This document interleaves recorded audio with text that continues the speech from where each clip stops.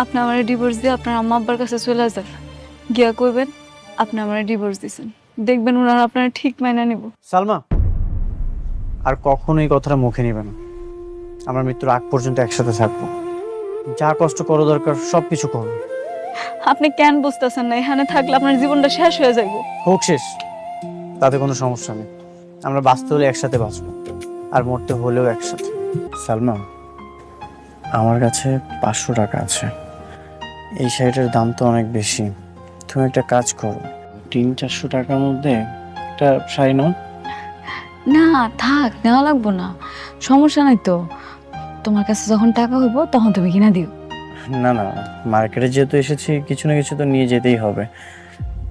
200-300 টাকার মধ্যে শাড়ি নাও, কম দামের মধ্যে। আরে না, আমরা এমনও পড়া হয় না, নিয়ে এমনি ফালা রেখে ঘরের মধ্যে। কি দরকার শুধু শুধু টাকা নষ্ট কর।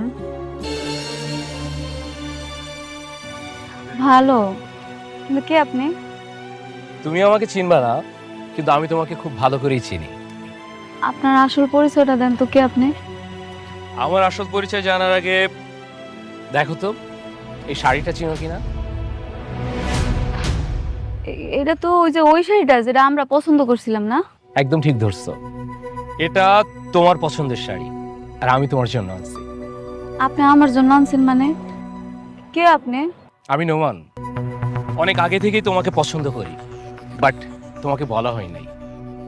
এরপর একটা জরুরি কাজে ঢাকার বাইরে গেছিলাম, এসে শুনি তোমার বিয়ে হয়ে গেছে। কি কইতাছেন এসব? আপনারা তো এই এলাকা আগে দেখছি বললে আমার মনে হয় না। আপনি আমারে কেমনে চিনেন? আরে ওইসব অনেক কথা। Thank you so much. আচ্ছা আমি আসি। ওকে, আবার দেখা হবে আমাদের। গিফট করেছে কে? আমি চিনি না। হ্যাঁ নাকি আমার অনেক আগে থেকেই চিনে, আমার নাকি পছন্দ করে। আজকে হঠাৎ করে রাস্তায় দেখা হইলো, তারপর আমার শাড়িটা ধরে দিছে। বাইরে একটা অপরিচিত মানুষের কাছ থেকে তুমি শাড়ি গিফট নিয়েছো? সে তোমাকে পছন্দ করে তাই? হ্যাঁ নিছি, কেন কি হয়েছে? কি হয়েছে মানে? তুমি কি ভুলে গেছো তোমার হাজবেন্ড আছে, তোমার সংসার আছে?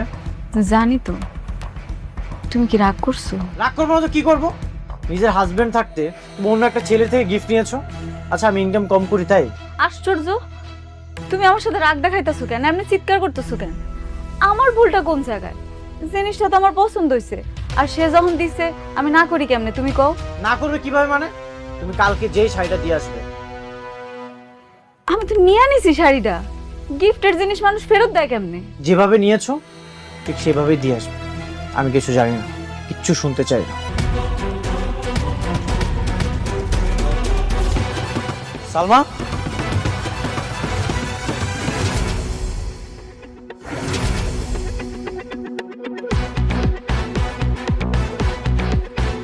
ও তোমাকে শাড়িটা গিফট করেছিল। শাড়িটা কি ফেরত দিতে এসেছো? না না, এমনি দেখা করতে আসছি ওনার সাথে। দেখা করতে আসছো মানে? তোমাকে না আমি বলেছিলাম শাড়িটা ফেরত দেওয়ার জন্য? কেন রে ভাই, ও শাড়ি কেন ফেরত দিতে যাবে? একটা মানুষের শখ থাকতে পারে না যে সুন্দর একটা শাড়ি পরার? আমি আমার ওয়াইফের সাথে কথা বলছি, তুমি এখানে কথা বলার কে? উনি ঠিকই বলছে, উনি আমার শখ কইরা শাড়িটা দিছে, আমি কেন পরবো না? আমি শাড়ি ফেরত দিব না ওনারে। সালমা, তুমি সামান্য একটা শাড়ির জন্য আমার সাথে ঝগড়া করতেছো? সামান্য শাড়ি মানে? আরে এই সামান্য শাড়ি তো তুমি তার কিনে দিতে পারো না। আমার বোঝা শেষ, তোমার সাথে থাকলে এর জীবন একদম শেষ। কোনো জীবনের স্বাদ আহ্লাদ কোনো কিচ্ছু থাকবে না। আমি কি পারি না পারি সেটা আমি খুব ভালো করেই জানি। সালমা, তোমার জন্য আমি সব কিছু ছেড়ে চলে এসেছি, এত কষ্ট করে সংসারটা চালাচ্ছি, আর তুমি পরকীয়া করছো। হ্যাঁ করতেছি, আমি বুঝতে পারছি।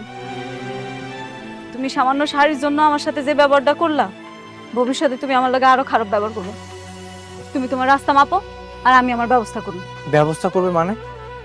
তুমি কি আমার সাথে থাকবে না? আরে বাংলা কথা কি কানে যায় না? ও বলছে তো তোমার রাস্তা মাপতে। তুমি ওর জীবনে কি দিচ্ছ? বাজার করার টাকা আছে তোমার কাছে? বাজার করার টাকাই তো তোমার কাছে নাই, তুমি কি করবা জীবনে? বাজার করার টাকাই তো তোমার কাছে নাই, তুমি কি করবা জীবনে? যাও রাস্তা মাপো, যাও। বেঈমান, প্রতারক। হ্যাঁ আমি বেঈমান প্রতারক, তুমি যাও।